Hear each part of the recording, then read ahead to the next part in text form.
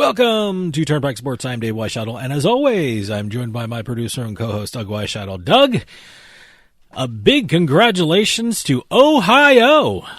About time. Yes. About time. They became the newest state to legalize sports betting. 33rd state. I was wondering. I was looking for that. According to the American Gaming Association, it was the 33rd state that now has some form of legalized sports betting. Now, what's the stats? 33rd state, but 34th jurisdiction because Washington, D.C. is not considered a state. Is that what? 33rd state. Is that the correct terminology now? The correct terminology is we have 33 states plus one jurisdiction offering some form of legal sports betting. And it took them a long time to get to the point where everyone could agree on what the bill should actually say. Once they agreed, it passed real quick. You know, this is an Ohio-themed show. We didn't know this was going to happen. Ohio, when you hope it comes together like this. We always hope it comes together like this. I mean, when my interview this week is with Michael Crawford. He's the president and CEO of the Hall of Fame Resort and Entertainment Company in Canton, Ohio. And I asked him, hey, sports betting is very close at that time for Ohio. Will you have some kind of sports betting partnership? And he said yes. He didn't. He hinted at it. He hinted at it. He revealed the terms. I think he said visitors will have a sports betting experience. And it looks like it has come to fruition. And as everybody knows, the day after the governor of Ohio signed the bill into law, they announced that they had partnered. The Hall of Fame Resort and Entertainment Company had partnered with Rush Street Interactive to bring a retail book to the Hall of Fame Village. How great is that? How awesome is that? That's timing. You know? So, Ohio, this show is dedicated to you. And we're going to have a really great show coming up because we have Beatin The House. We have our Week 17 NFL picks. I cannot believe that. It's rapidly coming to a close. Oh, wow, I cannot believe this is a blur. COVID be damned. It's coming to a close. Yep. Well, and we also have a book report and, of course, my interview with Michael Crawford, president and CEO of the Hall of Fame Resort and Entertainment Company. Today's trip down the Turnpike is brought to you by Drizzly, your online liquor store. Available in over 95 cities across North America, Drizzly offers a huge selection and competitive pricing with a side of personalized content. Now there's no need to leave the house. Get alcohol delivered in less than an hour by Drizzly. Head on over to drizzly.com and order today. And now get $5 off your first order of $20 or more when using our promo code DRINK19 at checkout. Shop beer, wine, and liquor with drizzly.com. Exit 1. Remember the good old days when you could go to a movie theater and just worry about how much butter you're going to put on the popcorn, what size popcorn, what kind of candy you're going to get, and that's when you can afford popcorn and sodas and forget about butter. Is that extra at the movie theater? We've seen movie theaters go from just movies and popcorn and candy and soda to some of them even have restaurants and bars in them now. And I heard there was a couple that you can watch the movie and you get service at your the restaurants. It's like they have waiters and waitresses in the movie theater. Well, you now can. By the way, it's been so long since I've actually been to a theater to watch a movie. It's been crazy. Well, your choices are about to become a lot more complicated, especially if you're in Michigan. Okay, actually a suburb of Detroit right now, and you're going to be able to have your choice of popcorn, candy, soda, whatever movie you're going to watch, bar, drinks, whatever, and you're going to be able to bet. Well, they're making a sports book inside a movie theater. Wow. Okay. Okay. Interesting. Hey, I'm all for sports betting. I'm all for making a buck in sports betting. But it's a very interesting buck to make. Wow. It's a.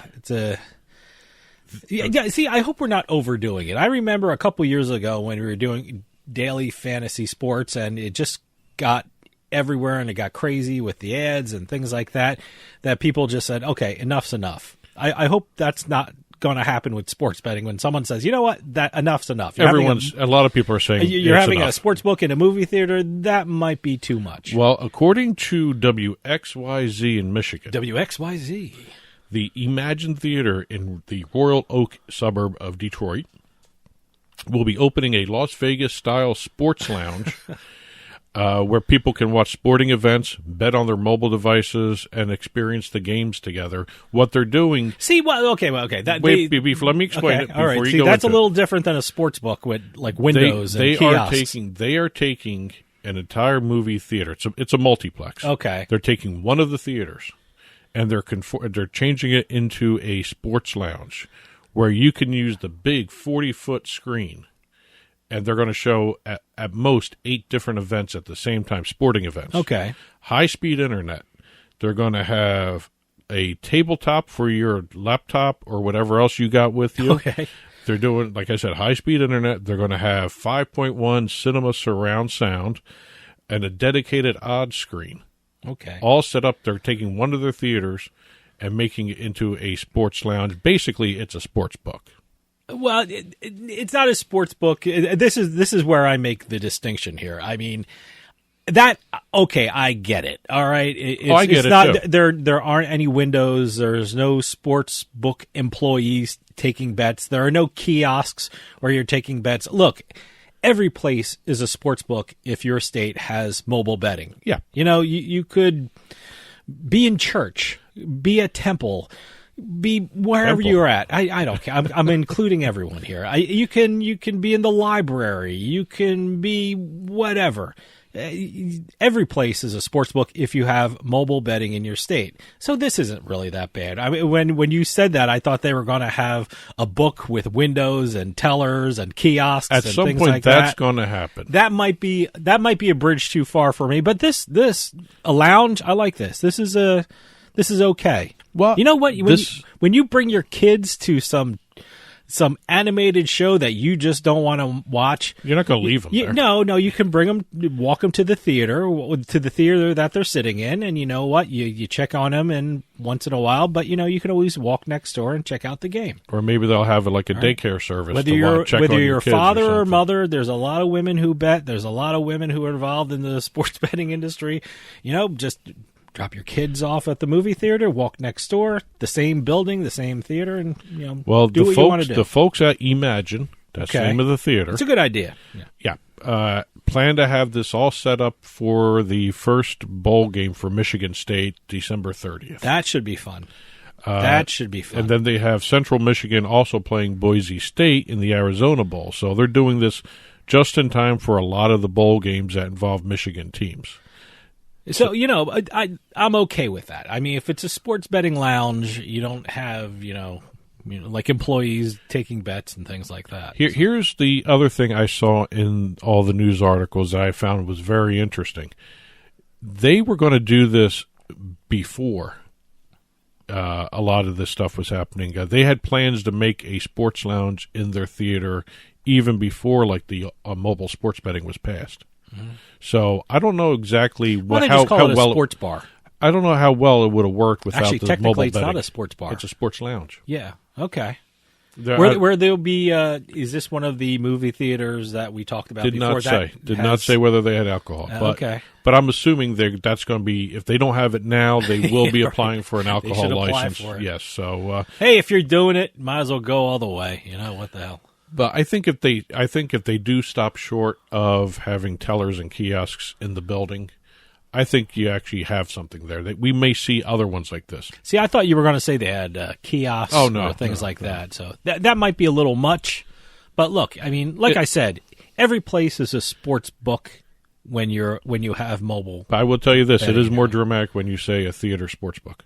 Yeah, sure. And you know what? We wouldn't be talking about it if you just said there's going to be a lounge and a theater. Yeah, because they already have lounges. All right, whatever. A lot of them already have lounges. No, but the way they're marketing it, okay, it'll be talked about. But technically, you can do this anywhere you have mobile betting anyway. Sure. So, but you won't have a dedicated 2-story wall showing the games inside the theater. They're making it easy for you to place a bet. Yes. But, Exit 2. The Allied eSports truck is back. Now, you may be wondering why I'm saying that, because you probably don't even know what the heck an Allied eSports truck is. I have no idea what an Allied eSports truck is. The Allied eSports truck, according to Allied eSports, is North America's first and only 18-wheel mobile gaming truck. Now, I've seen this truck. at different bowl games because they were doing this before COVID caused them to stop doing it. So what do? They have this big truck and they pull up and they open one side of it and you can play these games It's there? a mobile stage where people can go and play different games against each other. All right. They also have activations, contests for people who are actually, attending these races. This is for a NASCAR race. Okay, good. It's actually for and I'm going to tell you right now, the college football playoff semifinal at the 86th Goodyear Cotton Bowl Classic, Alabama and Cincinnati on December 31st. I got to tell you, there's so much activity surrounding these bowl games that, the bowl game almost becomes anticlimactic. Such amazing things are happening before and after the game and swirling around the game that, you almost forget there's a football game going on. This is an 80-foot, 35-ton truck.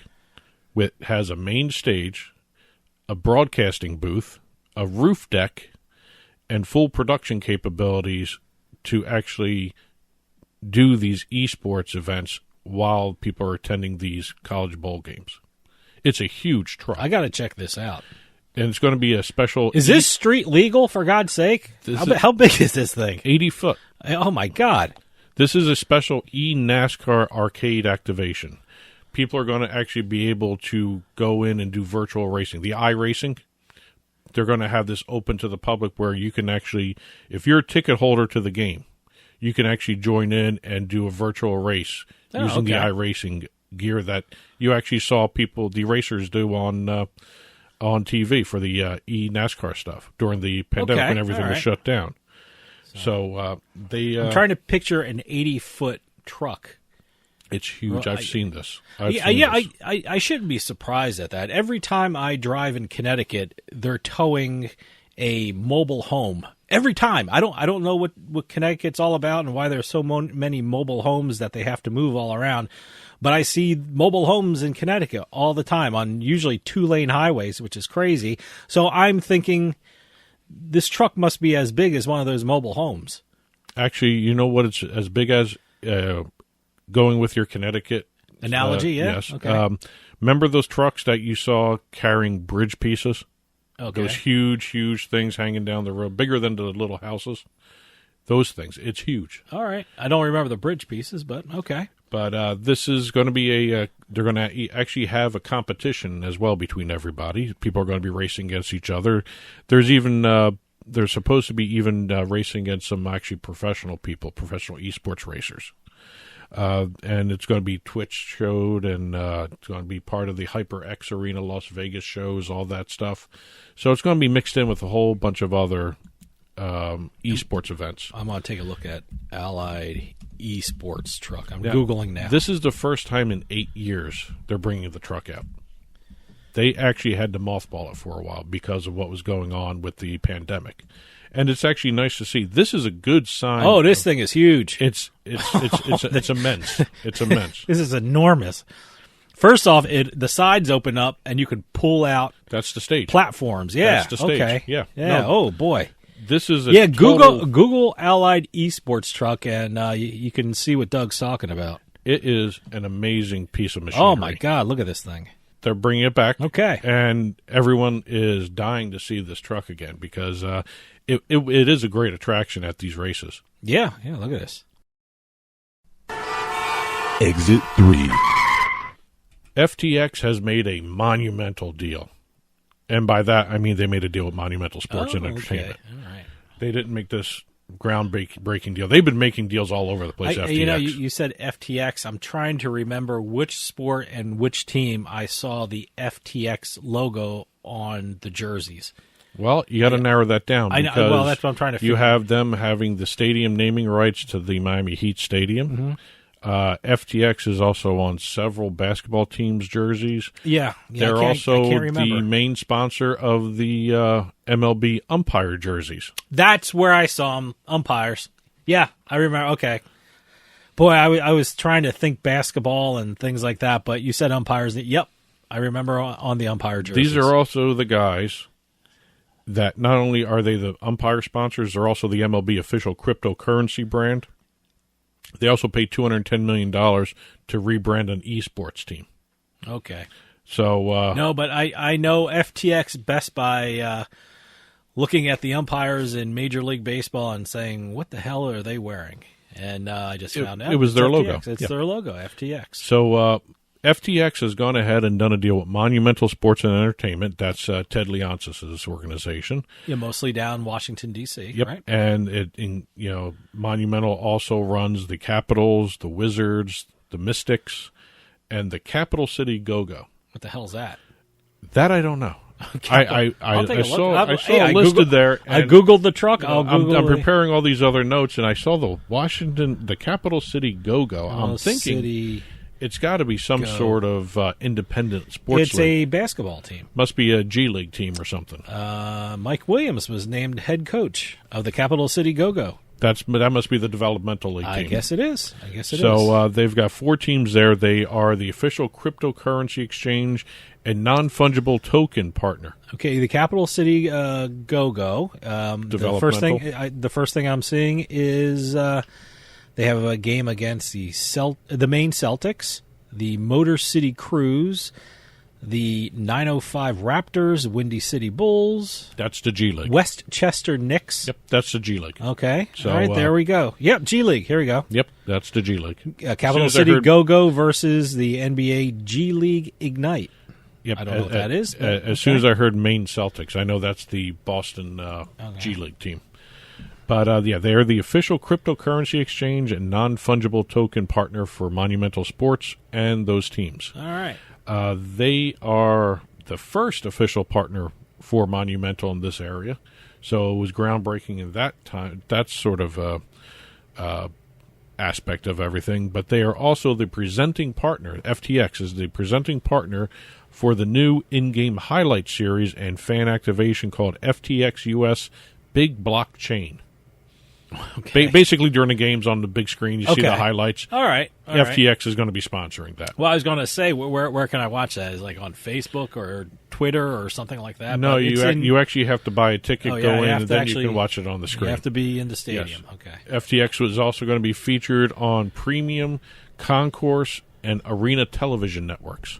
So basically, if you're in the stadium or the arena, whatever you want to call it. If you're watching FTX the Go-Go time, you're in FTX world. If you're watching the Go-Go, okay, you're going to see Capital FTX. City Go-Go. You look up and it's FTX, and you're also going to see it on the sides of the court and everything else. So it's going to be everywhere. The other interesting part about this is they just did a deal with the non-fungible token side of everything. Who's that? FTX. FTX. They are now they have the exclusive rights to all future NFT drops by all 4 of these teams. Oh, there you go. So that whatever the amount of money spent here, right there, that was worth the contract. You figure they paid $21 million a year for the eSports renaming the team to rename their eSports team, that TSM. I wonder how much they paid for this because the financial terms were not disclosed. And that usually means... it's huge when they're not disclosed. Yeah. So it's huge. Or it could be a completely back-end deal, and they don't want to disclose that either. Sure. Because that hurts their other deals. Well, who knows? But, you never know. But, again, you have, like I said... FTX is everywhere now. Yep. Like I said, we talked about their previous deals. They've also signed Shohei Ohtani as an ambassador. All right. Tom Brady and Giselle. All right. They have partnered with the Mercedes-AMG Petronas Formula One team, added Green Bay Packers running back Aaron Jones as another ambassador, and they did all these other deals with the Miami Heat, the Major League Baseball umpire, Major League Baseball itself, and the $21 million a year, 10-year deal with TSM to rename it. It's weird that I remembered them in terms of the MLB umpires. I don't know. All these deals, all these teams, all these organizations, and I'm thinking, oh, yeah, I remember the umpires. Well, that just tells you the brand placement is working. Yeah, well, you know what? The home plate umpire, when I'm watching a baseball game on TV, the home plate umpire is always facing me, so that FTX patch is kind of always in view. Maybe that's it. Well, I look at brand placement it's all a matter of recall. It doesn't matter where you actually see it. Oh yeah. You know, if you actually recall the brand, well, it made me. That's the important. That means the branding is working. How did we start this conversation? I was trying to figure out where have I seen FTX on either what team it was. I didn't think it was the umpires, but no, it's stuck with me. Exit 4. Now, I just mentioned Tom Brady. Yep, the GOAT. To a lot of people out there, greatest of all time. I hate that term. I don't know why I hate that term. I hate that term not in terms of Tom Brady, but I hate that term for everyone. Well, we're going to be talking... A couple years ago, 10 years ago, if you were a GOAT, you were the worst. The loser. Yeah. Well, right now, we're going to be talking about two GOATs. Okay. Tom Brady all right, and Michael Jordan. Okay. Both have started new business ventures. And these are kind of interesting. One is kind of expected. Tom Brady is launching an apparel line called Brady. See, I thought he had that TB12 thing. I thought that was the apparel line. No, TB12 is the health thing with its own apparel. Oh, so it's his health thing, and that has its own apparel. That's TB12. That's TB12. This is an activewear brand called Brady. Brady. And what he has done, he has actually made 10 name, image, likeness deals with collegiate athletes to promote the brand. Smart. All right. And it's just... That's cutting edge, man. That's actually great thinking because he's NIL. taking advantage of... Nice. It's also an unknown contract situation, too. You can set up a lot more different things as this industry is starting to form. But he has signed 10 college athletes all right, to be the brand ambassadors. And he wants Brady to be like the... what is that? The Airman, the Jordan brand, that kind of thing. Is that what that logo is called? That's something like that. It's the Airman or something. Oh, I didn't know that. So he is actually launching this new brand, Brady, with Under Armour. As a matter of fact, is one of his partners. Under Armour recently killed their NFL deal. They were doing the on-field clothing for the NFL. They canceled that deal. They got out of it. Okay. What they want to do is lifestyle branding, and this is going to be one of their partners. Oh, okay. So he is going to be still with Under Armour, but it's not going to be for athletic apparel. It will be for athletic lifestyle apparel. Okay. If you want to make a differentiation between those two things, that's fine. I just, it's one of those things where it's going to be just another Brady something brand. You wear to the sports bar, not on the sports field. Exactly. Kind of thing. Going to the stadium, but not in he's the going stadium. to use that. He's going to use that slogan too. If he's listening, he probably will be. But again, he got hockey, basketball, football, all different college athletes, track stars, all that stuff. That's good. Great. Now we're going over to Michael Jordan now, who is now starting a new venture with his son, Jeffrey. Okay. They created a holding company called Air, H-E-I-R. Okay. Sort of sounds like Air Jordan. But this one is Air Jordan. Yes. Okay. Because it's his son. Yeah, okay. Yeah. That makes sense. The holding company is Air Inc., and the first product is going to be a Web 3.0 platform also called Air. H-E-I-R. And this is a platform that will allow professional athletes to actually interact more with their fans than they already do. That's great. And it's NFT-based. NFT-based. What's that mean? They're going to be called huddles. Each athlete is going to have a different set of huddles. Which means he talks to a different group of fans. Only if you purchase a certain level of a NFT. Okay, all right. You're going to have... See, that's pretty cool. Multi-tiered NFT huddle membership tokens. If you have like a tier 1 kind of thing, you're going to have certain additional access than you would with other NFTs. There's like 3 tiers that you can buy. Each one's going to be valued at different. And they're all going to be priced upon the popularity of the athlete itself. If one athlete's more popular than another, all his NFTs are going to be different than the other guy's prices for his NFTs. I got to get into the NFT thing. Everyone has NFTs. I actually am curious. Unbelievable. I'm actually very curious about this Web 3.0, more so than the NFT. The NFTs, they've been around for a while now, but the Web 3.0 is it's a mixture of what the web is right now, where it's interactive with humans creating content and everything. It's going to use machine learning and language to help create that content with you. It's a more interactive web. Okay. So it's going to be machine thinking along with what the person interacting with it is going to be doing. It's going to be more intuitive. Isn't this how Skynet started? We're going to have Terminators now? Pretty much. Okay. But they'll think for themselves. I don't see my see my laptop getting up and walking away anytime soon. So, but we have 2 goats, 2 ventures. All right. Sounds like fun. Yep. And today's Strip Down the Turnpike was brought to you by Drizzly, your online liquor store. Available in over 95 cities across North America, Drizzly offers a huge selection and competitive pricing with a side of personalized content. Now there's no need to leave the house. Get alcohol delivered in less than an hour by Drizzly. Head on over to drizzly.com and order today. And now get $5 off your first order of $20 or more when using our promo code DRINK19 at checkout. Shop beer, wine, and liquor with drizzly.com. And as always, you can get in touch with Turnpike Sports by calling or texting us at 609-512-5910. That's 609-512-5910. At Turnpike Sports is the show's handle on Facebook and Twitter. At Turnpike Sports Radio is our handle on Instagram. And as always, our email address is info@turnpikesportsradio.com. And don't forget, you can listen to the show via Spotify, Amazon Music, iTunes, radio.com mobile app, as well as Stitcher and YouTube. You can also watch us on your smart TV, Roku, Amazon Fire, Apple TV. Head on over to turnpikesports.net. You'll be able to watch our video channel there. Well, we got a great show coming up for you. We got Beatin the House segment. We got a Week 17 NFL picks. I can't believe it's Week 17. We have a book report.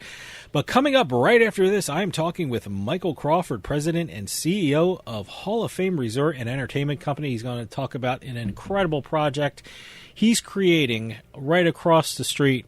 I shouldn't say right across the street, right in the vicinity. I don't know if it's across the street. But there will be probably a street somewhere. But it's right in the vicinity surrounding the Pro Football Hall of Fame. It's just an incredible, incredible property, and it'll bring amazing things to the city of Canton, Ohio, and we're going to hear all about it when I talk with Michael Crawford coming up right after this. So stick around. We'll be right back with more Turnpike Sports.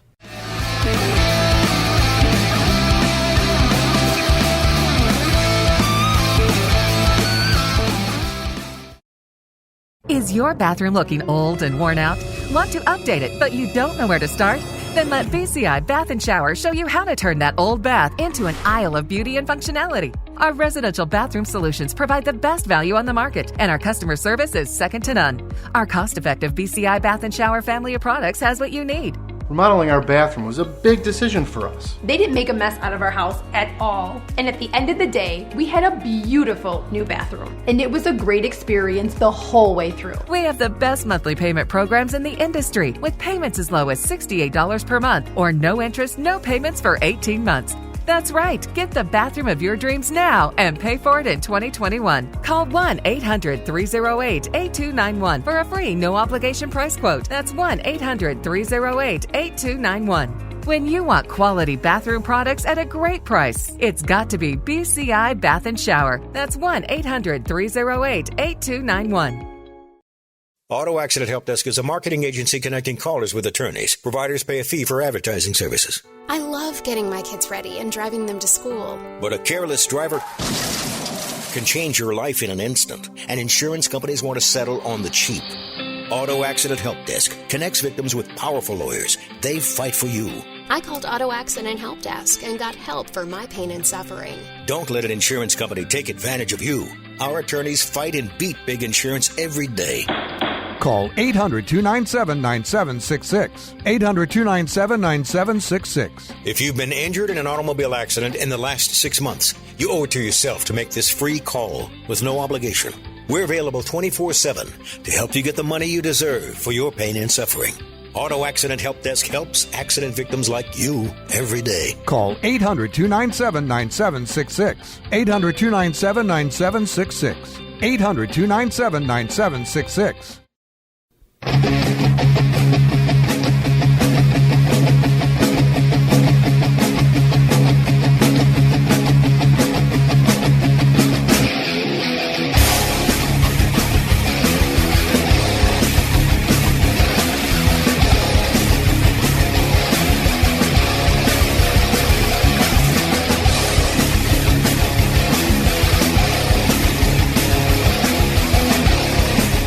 Welcome back to Turnpike Sports. What should be on the bucket list for any sports fan in the world is a visit to the Pro Football Hall of Fame in Canton, Ohio. I was there years ago, and I thought this place couldn't get any better, and boy, was I wrong. And what the Hall of Fame Resort and Entertainment Company created in Canton surrounding the Hall of Fame is just incredible. And to tell us all about the amazing things happening in Canton, we have on the line Michael Crawford, who is the president and CEO of the Hall of Fame Resort and Entertainment Company. Michael, thank you for joining us. No, thanks for having me. It's my pleasure. I got to tell you, I am amazed at what your company has created and is in the process of creating in Canton. But for people who aren't familiar with your company, what is the Hall of Fame Resort and Entertainment Company?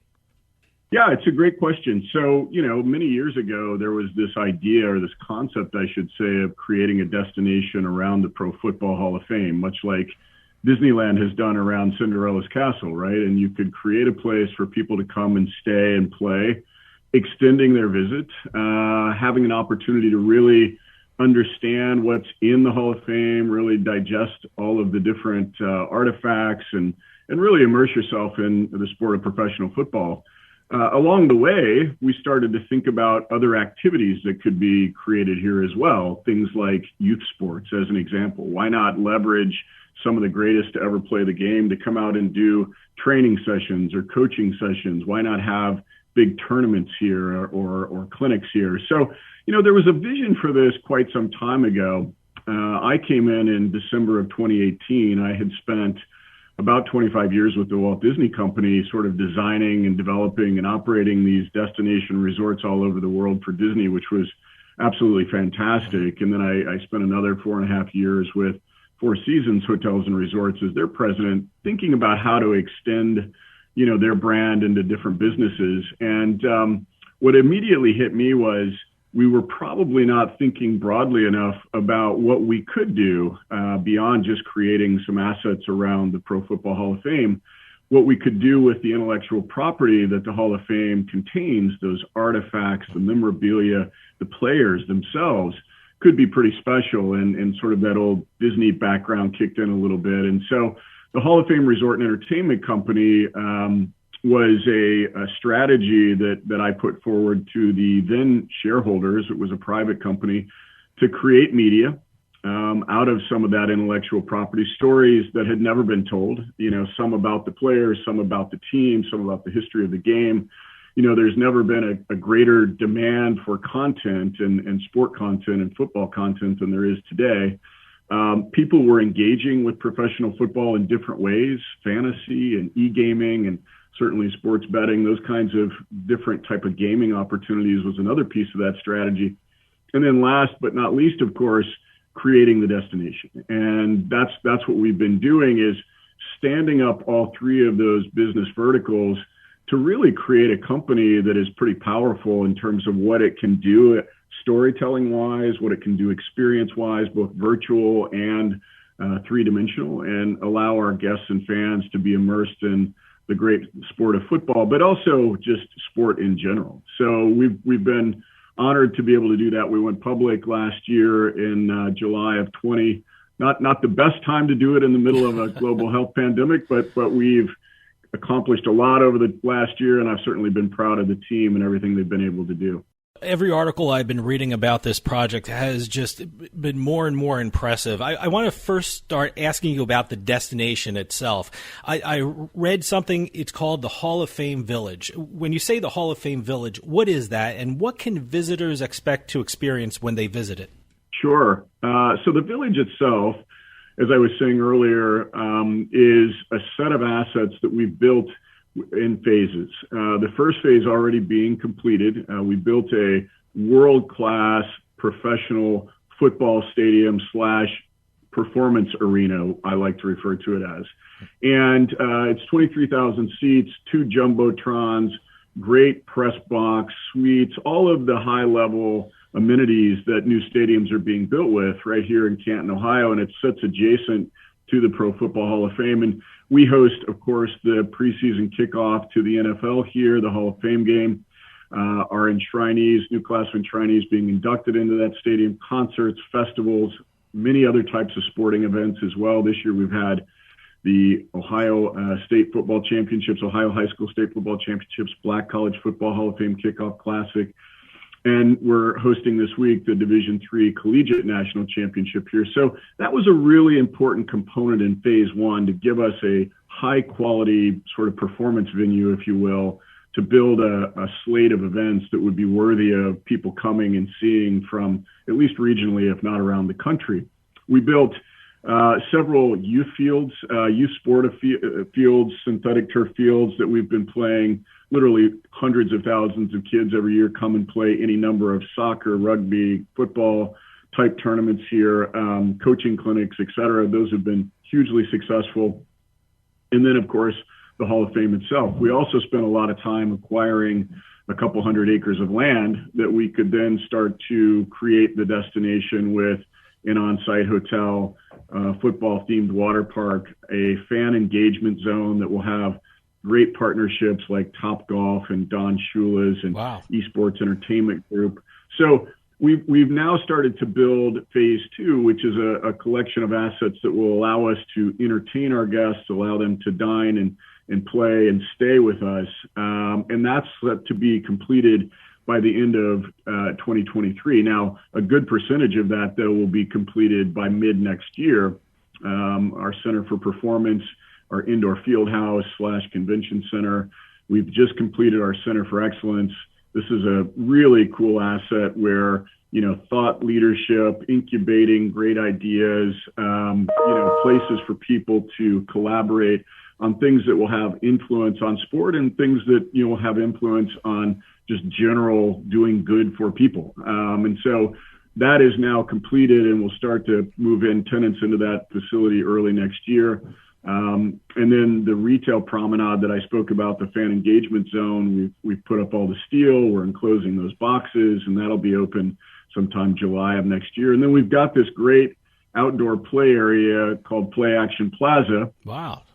Play on boats. Yeah. And this will have a couple of outdoor rides. It'll have outdoor bar, think, sort of pre-function area, tailgate area, concerts, small sort of amphitheater, and a couple of rides. So, a lot of things now where people can come and stay and enjoy a 2 or 3 day visit, whereas before they would come and enjoy a visit to the Hall of Fame and stay with somebody else and play with somebody else while they were here.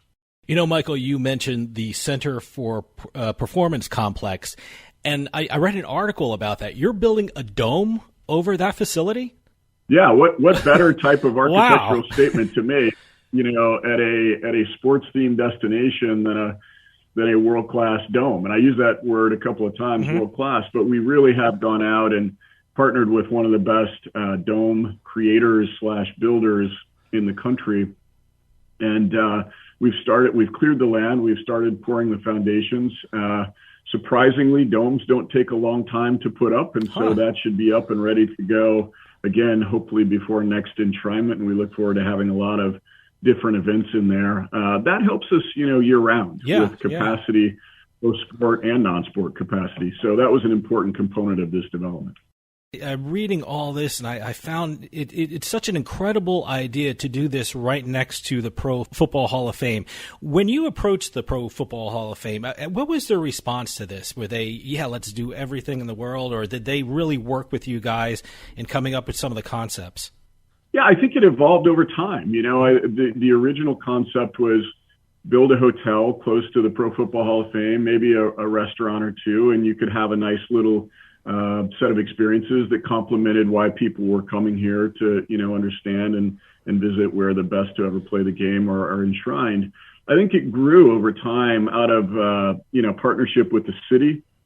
Certainly the mayor and the community here had a vision for this being an economic driver, for the city. And so they've supported it. The state, the county have supported it to an extent that, legislation, rezoning, financial support, all of those things have been given because I think they realize, we're in Ohio, surrounded by states that go through difficult times every year during the winter, and looking for places to visit and stay and play is important for people and their quality of life. So this can have an impact on a community.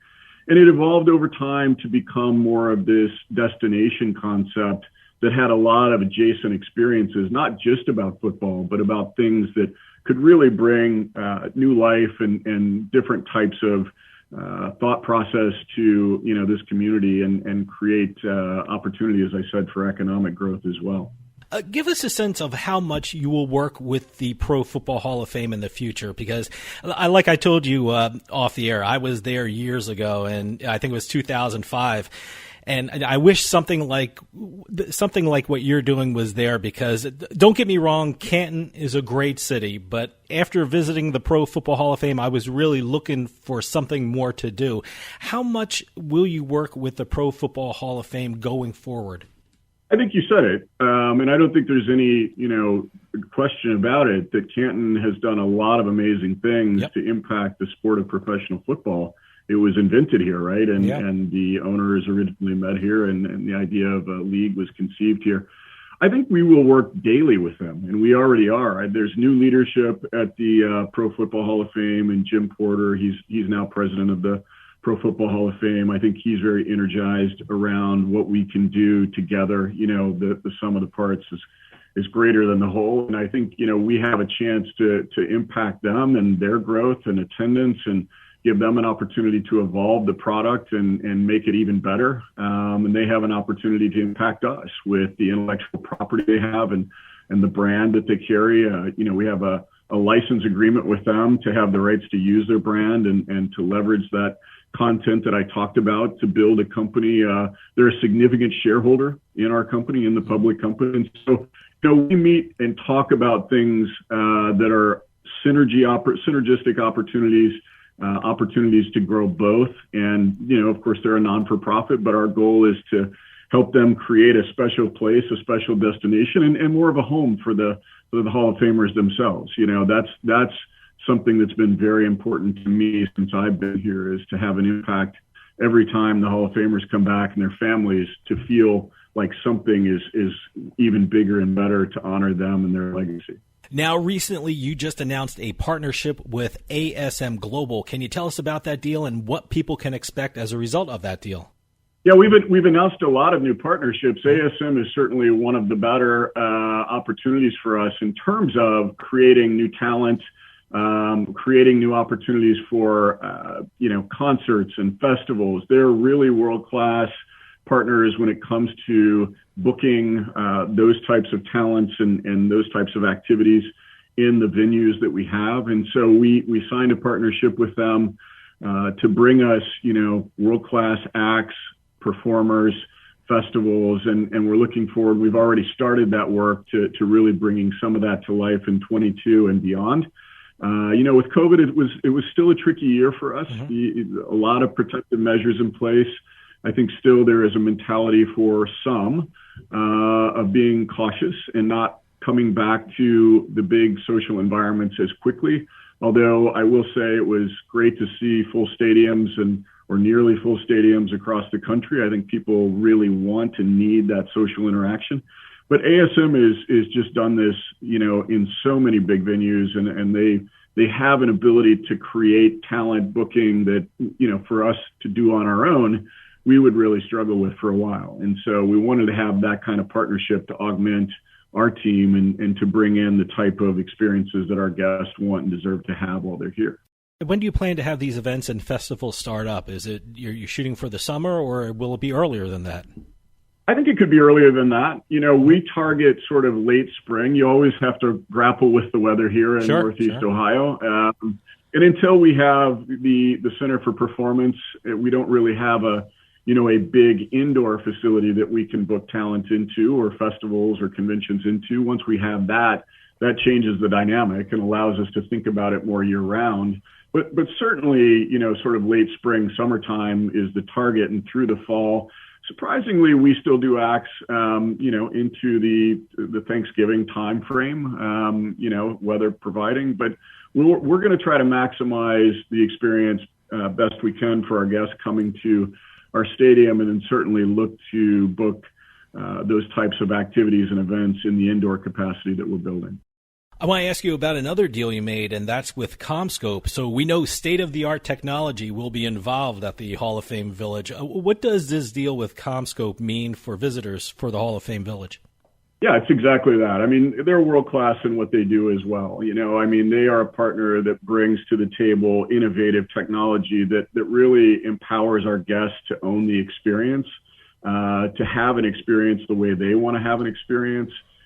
Sort of the back end, you know, in terms of how guests engage with our social environments that we're creating is really important. How it all comes together from a connective tissue point of view.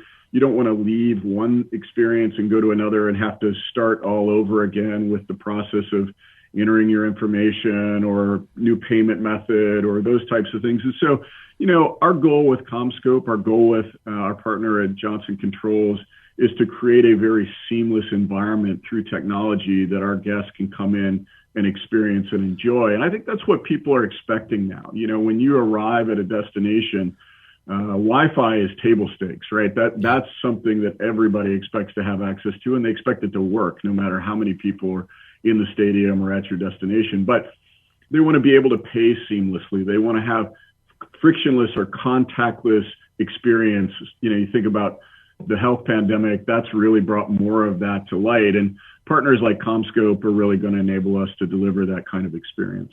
You know, another incredible thing you're having at the Hall of Fame Village is a Helix eSport complex, which will be operated by the eSports Entertainment Group. We just had Grant Johnson on, the EEG CEO, on the show in the past, and he's doing some amazing things, and I love the fact that he's coming out to Canton, Ohio. Tell us something about that, and what is your plan for that facility? I mean, will you host tournaments there? Will it be open to the eSports teams across the country? What are your plans for the eSports complex? Yeah, we look at esports much like we do our youth sports complex. And what I mean by that is fans engage with sport, football, or sport in general in many different ways. And esports has become such a prominent way for these virtual players to really engage and enjoy whatever sport or whatever activity they'd like to do and play competitively and not have to be on a field to do it or in an arena. And they can play people from all over the world. And so the popularity there has grown tremendously. I've always said, you know, part of our strategy is to be where guests and fans are already spending their time and really engaging with the kind of product and the environments that we can create. Grant and I have become good friends. I think the world of him.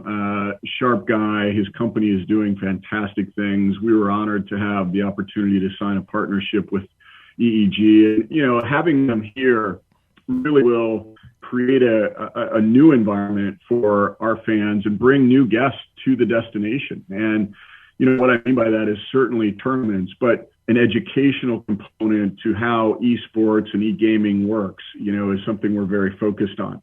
There is a lot of, as you probably can guess, a lot of esport activity now at the high school level and certainly at the collegiate level, where we think we can create a facility that will allow them to come in and be immersed in an environment that will have them, you know, be very competitive and productive at the sport that they're playing virtually or the activity that they're playing. And so we look at it as a great attendance driver, but we also look at it as a key component to our strategy, you know, in terms of being where fans are spending their time and how they're engaging with sport. And so we were really appreciative, and we're starting to work with Grant's team now on the final design of that facility to have it, you know, hopefully up and running by the time that enshrinement comes next year. Doing research for this interview, I was looking at the Hall of Fame Resort and Entertainment Company, and you are just doing so many amazing things. Especially, you have a fantasy sports league. I mean, it's called the Hall of Fantasy League. Can you tell us something about that? Because it's such a great idea, and I hope all fantasy players get involved with it. We launched it this year. We based it on the NFL franchise model. I was really excited to have the opportunity. This was a company that we acquired as we went public called the Crown League. Mm-hmm. I felt strongly that it was a really unique fantasy experience. Not everybody understands fantasy. Frankly, I'll admit to the fact that it's a little overwhelming for me from a time perspective. I don't have the time to engage with trades and drafts and other things. It's really cool. Yeah. I think it's something that so many people enjoy. I have a ton of friends that, continue to ask me to be a part of their leagues, and I've shied away from it. And this model really took advantage of a couple of things that I felt like the world was in need of. One, people love to be in they love to be in social environments and engaging in communal activities, just like sitting in the stands when you're watching a game. Now you can be a part of a team, right? And these teams are, like I said, the NFL model where we have 10 teams. They're geographic based. They have front offices. The second part that I thought was really an opportunity for us were the front offices, populating them with professional fantasy sports players, people who have run professional leagues, but also complementing them with coaches that were professional football players. And so we've been really lucky to get some great ex-football players as part of the front offices to really help shape and guide the teams and make them more competitive. And, these guys are ultra competitive amongst themselves. So that's made it even more fun. And then taking advantage, again, of our access to Hall of Famers, Terrell Davis became our commissioner. And so We're running this league. These teams play each other virtually every single week. There is a full season. There are playoffs. There's a championship. We launched an online merchandise store. The teams have really cool names and brands: the Chicago Hog Mollies, the Ohio Goats, the LA Sidekicks, the Texas Yallers. It's a lot of fun. And so what it does is it gives both the player who just likes playing fantasy a different model to really engage with, but it also gives these novices like myself a way to be a part of the fantasy environment. And we did a partnership with Stake Kings. So basically, players go on and they stake or back a team. And if their team wins, they get a multiple of their staking. So if they come in first place, they get 6x what they staked. So if their staking was $1,000, they'd get $6,000 back. And second place, you get 2 times your staking, and third, you get your money back. So it's been an incredible opportunity for us to launch that as a company. A whole bunch of learnings, a lot of great feedback, and we're looking forward to continuing to evolve it. We've got 2 apps that people play on. It's mobile, it's communal, it's everything I think that fantasy has been needing, and we're looking forward to continuing that and taking it to the next level. How can people become involved with the Hall of Fantasy League? Do they just go to your website and sign up, or how does that work? Yeah, so there's multiple ways, right? They can go to our websites. The Hall of Fame Village website will have a connective opportunity that you can, link to the Hall of Fantasy League. You can download our apps, both in the App Store and for Apple and also the Android model. And it's just the Hall of Fantasy League, and you can download the app. I love the app because it allows me to play and look at where I'm at, and I've staked and backed all of the teams. Of course, I have to remain non-biased, but it's a lot of fun, and that's how they can get there. And now we're in the middle of the season, so staking has stopped for the regular season. But just a little secret, we're contemplating maybe a staking tournament for the postseason. So that's another way. We'll be talking about that probably a bit more in the future. You guys have a great website, and if people want to check it out, it's hofreco.com, and it has a ton of information about the company. One thing I also noticed when I visited the website is that you have a first-of-its-kind NFT collection called Playbooks. And I think if you're a football fan of any age, you'll be interested in something like this. Can you tell us something about the Playbooks NFTs?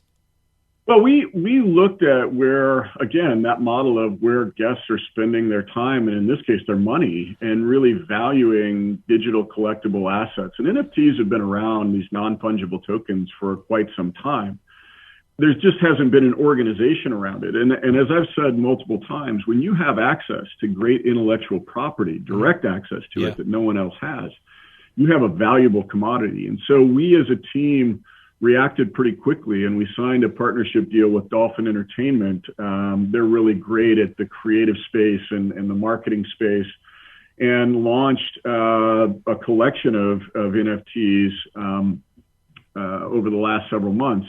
with multiple different players, each player having multiple different cards. And these cards, I really believe, are the best in class out there today in terms of the quality of the product and the experience that you have buying them. And, we have learned a whole bunch. We were first to move in the market. Distribution is still evolving. We're looking at how we continue to make the accessibility of our cards even easier for our guests to purchase. We have sold literally thousands of them now, which is fantastic. There is a demand for this product. I think there's a lot of different companies trying to figure this space out. You've seen DraftKings, you've seen Tom Brady, you've seen the Mannings. Others have kind of gotten into this space. The one thing that you need, which we have, is content and the ability to be creative around that content and then find the right distribution channels is really what's going to make this a success. So I've talked a little bit about this being like, one of those old charcoal briquette, grills, right? You throw on a bunch of lighter fluid and the flames go really high. I think this is going to settle out over the next several months. And what's going to be left are people that have high quality product that's easily accessible. And I think we're going to be one of those for sure. Well, nowadays you can't talk about sports and entertainment without talking about sports betting. I know leagues and teams are all making deals with sportsbook operators, and I know Ohio recently passed their sports betting legislation. Is sports betting in the plans for the Hall of Fame Resort and Entertainment Company in the future? It absolutely is. Yep. 100%. Our goal is to have a sports betting experience, both a physical experience at the destination, the village, and a virtual experience as well. We think, betting has become a very mainstream way in which fans really enjoy and embrace and really immerse themselves into the game. When you were a kid and you bet your friend $5 on a game, it made that game a heck of a lot more entertaining. And now the way the technology is working, you can do these types of bets very real time. And so, our goal, our strategy has always been to ensure that as a company based on sports and entertainment, that we're in places and providing our guests and our fans the right experiences. Ohio has been surrounded by states that have had legalized sports betting for multiple years now. It was encouraging to see the bill get passed. It's sitting, I think, now on the governor's desk. Yep. What we wanted to do and what I've said in previous calls was to have identified a partner, if not multiple, that when legalized sports betting was there, that we would be in a position to take full advantage of it and to give our guests the confidence that we would have the experiences that they'd like to have while visiting us or virtually while they're anywhere else in Ohio. We've done just that. I think we can't put the cart before the horse here. Okay. We got to make sure that it does become legal. There's a process that the state will run. But I'm very confident that, once this happens, we'll be in a position to take advantage of it from a company point of view, meaning drive significant revenue to our shareholders, our company, but also from an experience point of view. And I truly believe if you create great experiences, the revenue and the other, financial benefits will follow. People genuinely want high quality experiences. They want accessible experiences. And that's been our goal all along. And look, we've only been in this business for just a little over a year. So I think the team has done a tremendous job, positioning us with things like NFTs and the potential for sports betting and eSports deal and all of the development that's occurred here on site and even media. We've signed some great media deals that will really yield for us great benefit and for our guests and fans, great stories for them to see.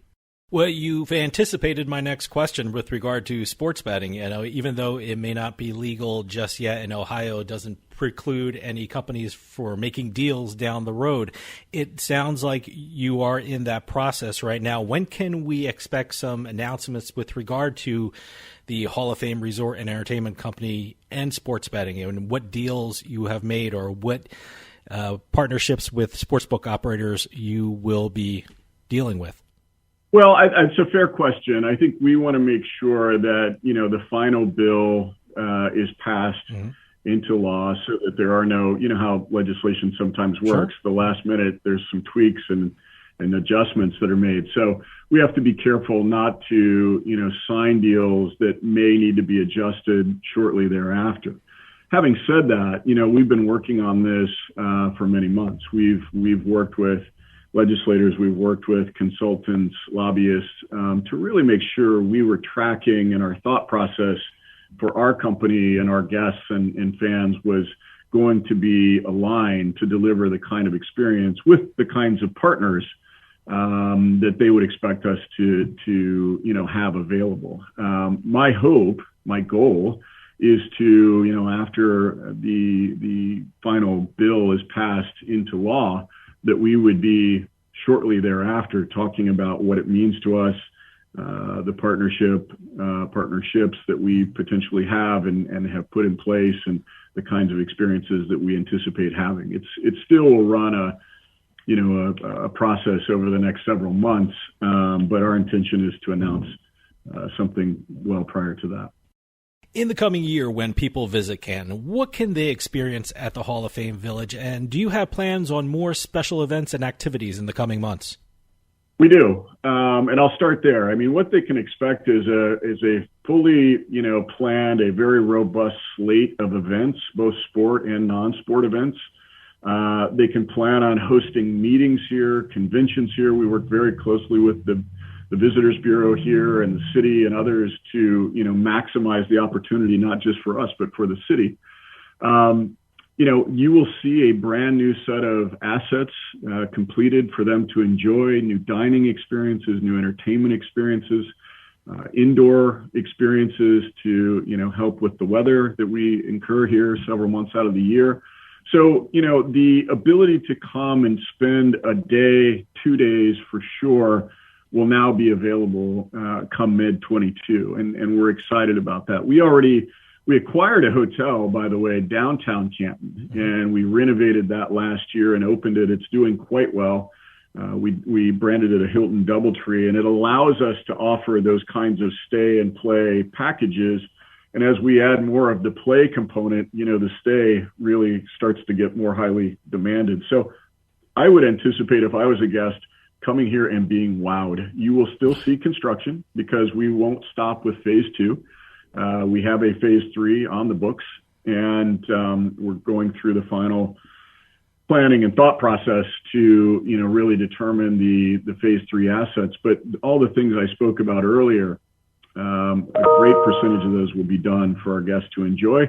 Hopefully they can play some eSports. Hopefully they could make a wager sometime next year. Hopefully they'll be able to have, dining experiences that are unique to this region and really just have an atmosphere for them to come and enjoy with outdoor entertainment and events and other things year round. Michael, we're running out of time, but can you give out a website where people can go and check out the incredible things the Hall of Fame Resort and Entertainment Company is up to, and what visitors can experience at the Hall of Fame Village?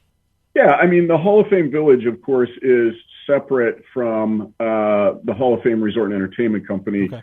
The Hall of Fame Entertainment Company, you gave out that website, HOFRECO.com.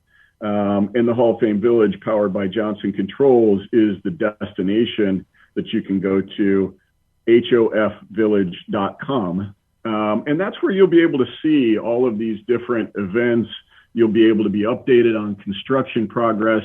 You'll see the calendar for events that are upcoming, all the news around partnerships and other deals that we've signed with sponsors.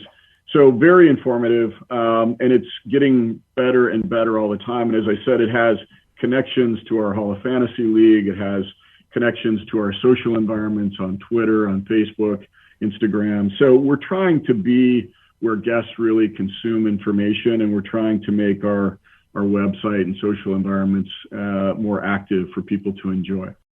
Michael Crawford, President and CEO of Hall of Fame Resort and Entertainment Company, thank you so much for coming on and telling us about the great things you're doing in Canton, Ohio. I am definitely planning a trip out there because what you and your company have built out there seems like an incredible experience for sports fans. So thanks for coming on and telling us about it.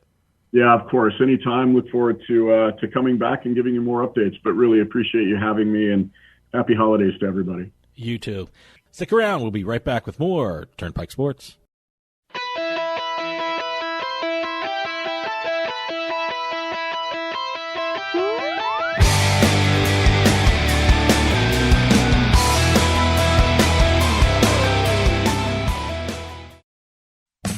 With some of the best promotions and offers in the sports betting market, PointsBet simply stands out. PointsBet is the only U.S. online bookmaker to offer points betting, where every yard, every point, every goal, even every play matters. Same-game parlays, good karma payouts, early payouts, and exclusive game day promotions and guarantees for all sports. PointsBet offers more bet types than any other bookmaker in the world, offering a unique set of markets that aren't available anywhere else. Take advantage of their no-juice NFL game lines every week of the NFL season. That's right, PointsBet is giving higher payouts, and you get 100% of the profits. And now, sign up with PointsBet today using promo code BET21 and receive 2 risk-free bets up to $2,000. Plus, you get a $10 free live bet on Sunday Night Football. Again, that's 2 risk-free bets up to $2,000 and the $10 free live bet for Sunday Night Football when you sign up at PointsBet.com with our code BET21. Stream live, bet live, win fast with PointsBet. Must be at least 21 years or older to place a bet. Terms and conditions apply. New customers only. Problem gambler? Call 1-800-GAMBLER. Free stuff is awesome, but free stuff that will spice up your bedroom is even better. Just go to adamandeve.com and select almost any one item for 50% off, and then we'll load on the free stuff. Just enter this very exclusive code, BABE16 at checkout, and you'll get 10 tantalizing free gifts, including a sexy item for him, a special toy for her, and a third item you'll both enjoy. And 6 extra special bonus items that are sure to rev your engine, pique your curiosity, and even blow you away. Plus, free shipping! Always sent in discreet packaging. Go to adamandeve.com now. Get 50% off plus the 10 free gifts when you enter the exclusive offer code BABE16. That's BABE16, because without it, no free stuff. That's BABE16 at adamandeve.com.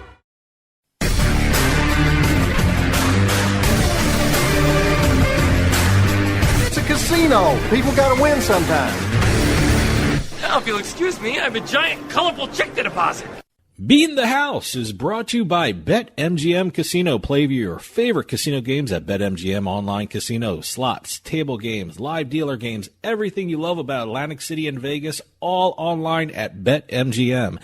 Don't wait. Join in the fun now. Go to BetMGM Casino, create an account using our promo code Turnpike, and become a verified player.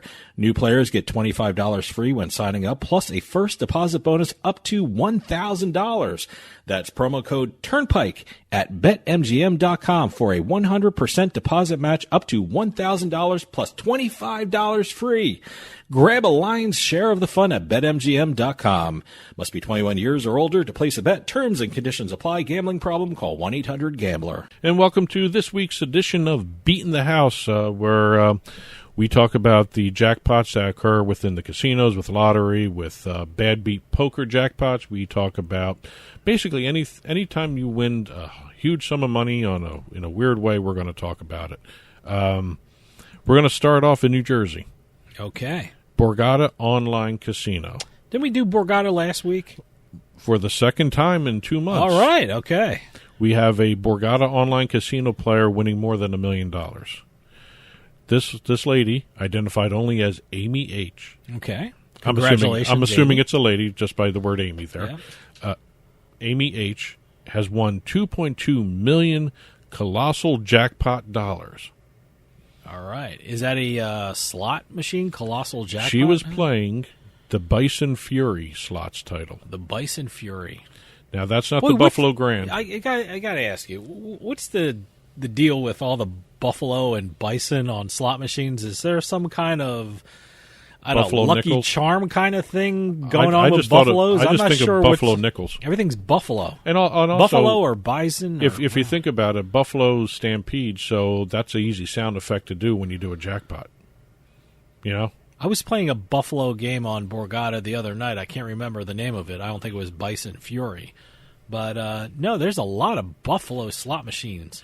Well, the Buffalo the first ones, the actual Buffalo brand, whatever you want to call it, by Aristocrat, is actually being, I don't want to say copied, but emulated by other companies that are doing similar stuff. You know, when something is really popular, somebody does something similar. Sure. So that's kind of what's going on with some of these things. And also, so this one was won in a Bison Fury slot. A Bison Fury. Okay.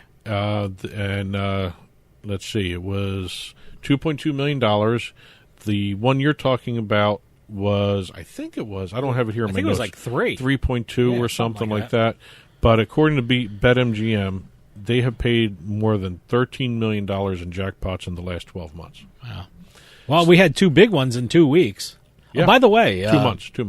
2 months, yeah. But speaking of Borgata, what was that? Borgata Bingo has been all over the TV in New Jersey. With I think I've seen 3 commercials in an hour for Borgata Bingo, and I finally tried it out. It's kind of fun. Yeah, it's pretty fun. It's basically Keno. It's the first Entain developed game for the system. Okay, so it was fun. That's why it's unique. It's totally theirs.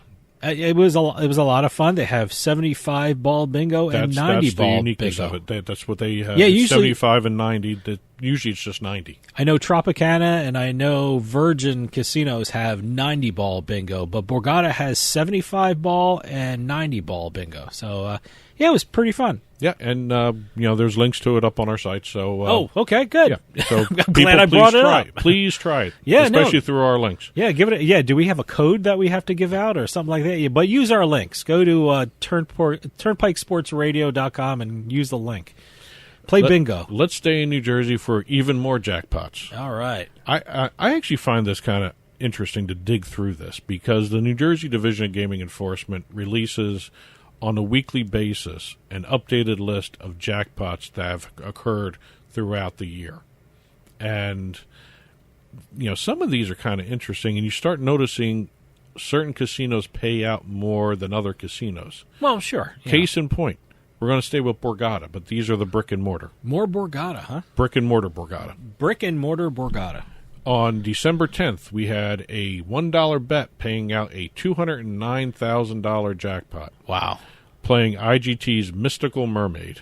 There's another new one. Yeah, I've never heard of that. But a $1 bet giving you over $200,000? Wow. On December 8th, a player won $103,425 on a 5-cent bet. How do you do a 5-cent bet? Don't ask me. I've never played 5-cent. I've never put one nickel in. Even if you play a 1-cent machine, you're still betting because you're playing different lines. I mean, according to the 5-cent bet. According to what it was, the denomination was 5 cents. It could actually have been more than what they put in, but according to the spreadsheet that was sent out there, it was a 5-cent bet. Usually they put out multi-denomination kind of thing. Yeah, 5-cent bet. But it was call it a nickel machine. How about that? That makes it sound better. All right, fine. But it's the Every Smokin' Hot Stuff Wicked Wheel. I have no earthly clue what that is. What is that? The Smokin' Hot Stuff Wicked Wheel by Every. Every Smokin' Hot Stuff Wicked Wheel. Yes. All right. And on December 3rd, and we've heard this game before, IGT's Triple Double Diamond. Yep. $100 bet paid out $216,000. Not to be outdone, we have a Hard Rock, brick and mortar Hard Rock payout. Atlantic City. $5 bet playing Bally's Double Jackpot Triple Blazing Sevens paid out $100,100. All right. And now we're going to move down south to Florida. Tampa, Florida, to be exact. We've got a jackpot being reported by the Seminole Hard Rock Hotel and Casino. A lucky Clearwater, Florida resident, so it's sort of a local. Gloria visited the Seminole Hard Rock Hotel, Tampa, and won a $1.24 million jackpot while playing Aristocrats' Dragon Link Progressive Slot Game.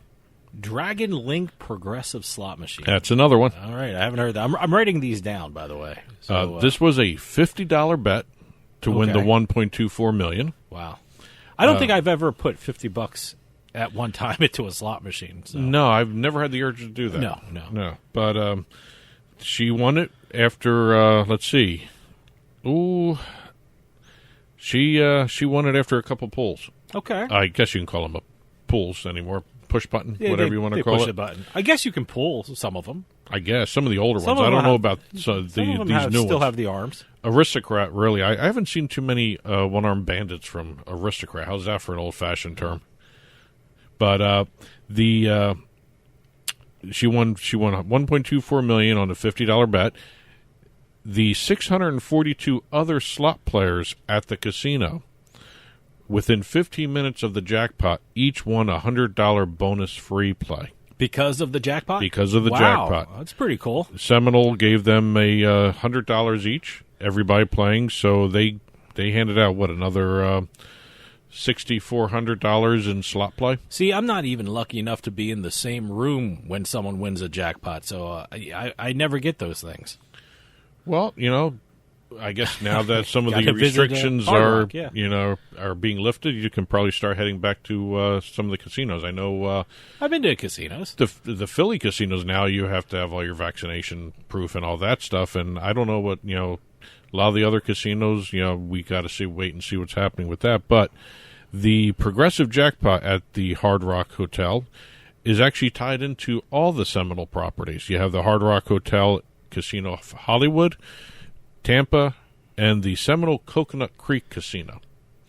So they're all tied in together. She won the entire state progressive. And that's Gloria, right? That's Gloria. She gave out her first name. And the second $1 million jackpot to hit on the Dragon Link slot machine at a Seminole property. Oh, wow. In less than 60 days. Okay. According to the Seminole Hard Rock Tampa, they have paid out over $1.5 billion in jackpots to more than 55,000 individuals thus far in 2021.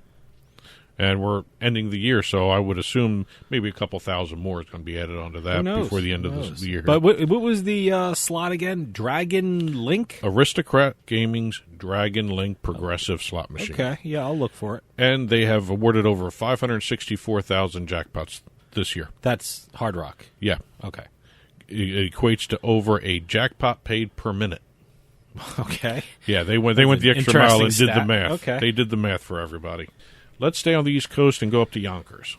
Oh, Yonkers. Have we had one from Yonkers lately? I believe we had one 2-3 months ago. It was the Guardian Angel one, where the guy said, somebody go ahead and play that machine. Oh, that was at Empire City? That was at Empire City. All right. It's Empire City Casino. We have a Westchester resident was playing the IGT Wheel of Fortune Triple Star slot machine. There's another iteration of the Wheel of Fortune game. I've never seen the Triple Star slot machine. Well, yeah, like I always say, Wheel of Fortune pays out.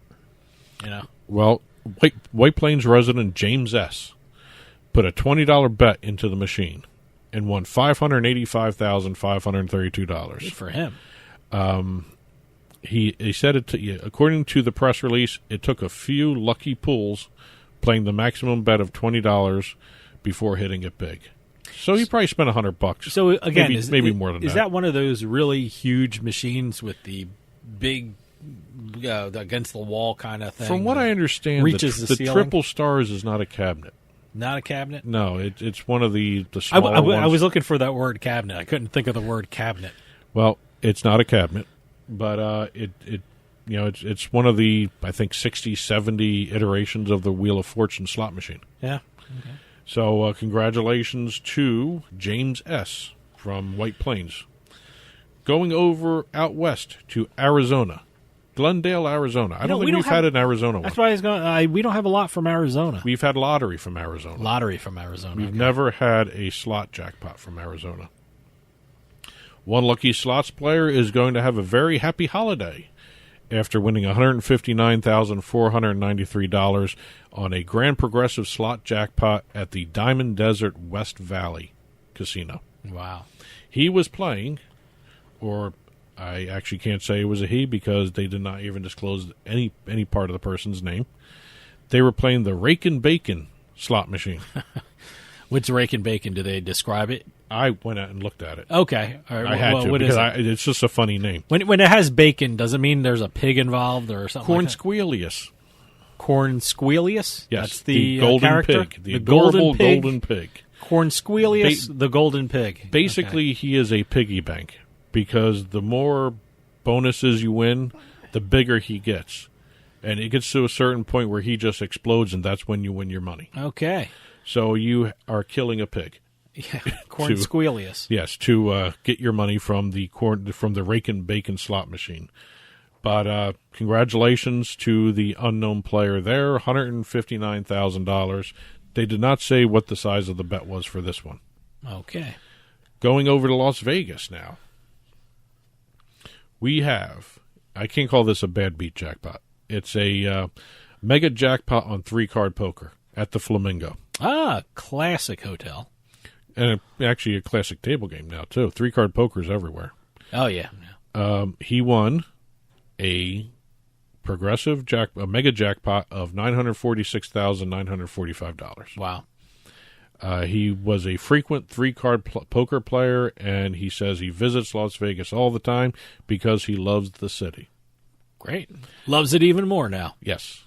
And according to the press release, he will share his winnings and do his lifelong dream of retiring with his lucky charm, his wife. Oh, that's nice. Just a little note on the Flamingo. The Flamingo Las Vegas is celebrating their 75th anniversary. That's what I said. It's a classic hotel casino. You know, you have to go there. They're going to be doing... When you visit Las Vegas, you have to go to the Flamingo. They're going to be doing anniversary-themed offers for hotel, spa, wedding packages, all that stuff through the end of December because of their anniversary. Last but not least for this episode of Beatin the House, we are going back to Jersey. Oh, okay. We started in Jersey. We're ending in Jersey. Jack Pocket.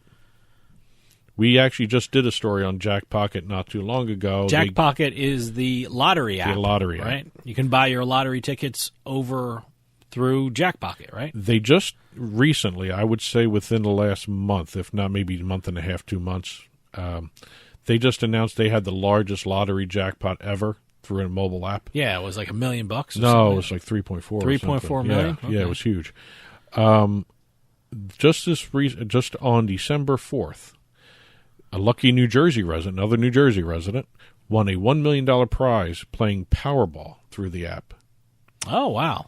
So they had a $3-point-something million winner a couple of weeks ago, and now they have a $1 million winner? Wow.